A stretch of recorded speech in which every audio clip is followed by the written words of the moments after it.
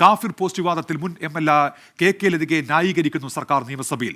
വർഗീയതയെ എതിർക്കുന്ന പോസ്റ്റാണ് KK ലതിക ഇട്ടതെന്ന് മുഖ്യമന്ത്രിക്ക് വേണ്ടി മറുപടി നൽകിയ മന്ത്രി MB രാജേഷ് വ്യക്തമാക്കി. മന്ത്രിയും ഭരണപക്ഷ അംഗങ്ങളും ചേർന്ന് സഭയെ ദുരുപയോഗപ്പെടുത്തുന്നുവെന്നായിരുന്നു പ്രതിപക്ഷത്തിന്റെ ആരോപണം.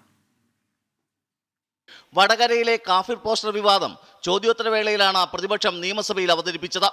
ഭരണപക്ഷത്തെ ഒരു മുൻ MLA ഈ പോസ്റ്റർ ഫേസ്ബുക്കിൽ ഇട്ടതായും ഇതിൽ FIR രജിസ്റ്റർ ചെയ്തിട്ടുണ്ടോ എന്നുമായിരുന്നു മാത്യു കുഴൽനാടന്റെ ചോദ്യം.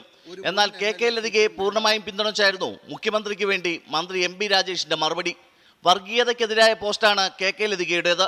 തുടർന്ന് KK ലതികയുടെ ഫേസ്ബുക്ക് പോസ്റ്റ് നിയമസഭയിൽ മന്ത്രി MB രാജേഷ് വായിച്ചു. പോലീസ് ഫലപ്രദമായിട്ടാണ് ഇടപെട്ടത്.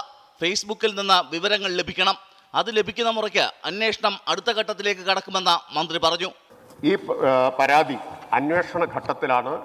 അന്വേഷണം മുന്നോട്ട് പോകണമെങ്കിൽ പ്രൊഫൈൽ വിവരങ്ങൾ ഫേസ്ബുക്കിൽ നിന്ന് ലഭിക്കേണ്ടതുണ്ട്. അതിന് പോലീസ് ആവശ്യപ്പെട്ട് കഴിഞ്ഞിരിക്കുകയാണ്. അത് ലഭിക്കുന്ന മുറയ്ക്ക് അന്വേഷണത്തിന്റെ അടുത്ത ഘട്ടത്തിലേക്ക് കടക്കും.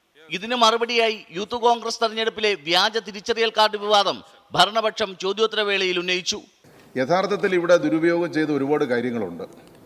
ഇപ്പോൾ ഇലക്ഷൻ കമ്മീഷൻ നൽകുന്ന തിരിച്ചറിയൽ കാർഡ് വ്യാജമായി നിർമ്മിച്ച് സംഘടനാ തിരഞ്ഞെടുപ്പ് അട്ടിമറിക്കാൻ കേരളത്തിലെ ഒരു പ്രധാനപ്പെട്ട യുവജന സംഘടന ശ്രമിച്ചത് ഈ രാജ്യത്തെ മുഴുവൻ ആളുകളും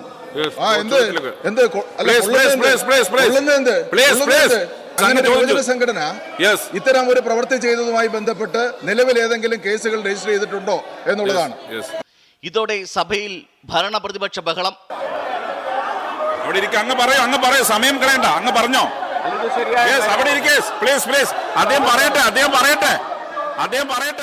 ചോദ്യോത്തരവേളയെ ദുരുപയോഗപ്പെടുത്താൻ മന്ത്രിയും ഭരണപക്ഷാംഗങ്ങളും ശ്രമിക്കുന്നുവെന്ന പ്രതിപക്ഷ നേതാവ് VD സതീശൻ കുറ്റപ്പെടുത്തി.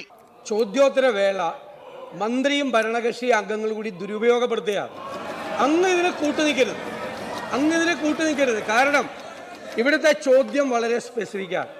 യഥാർത്ഥ ചോദ്യത്തിൽ നിന്ന് രക്ഷപ്പെടാനാണ് സർക്കാർ ശ്രമിക്കുന്നതെന്ന പ്രതിപക്ഷ വിമർശനത്തിന് തെറ്റ് ആര് ചെയ്താലും നടപടിയെടുക്കുമെന്ന് മന്ത്രി MB രാജേഷ് മറുപടി നൽകി.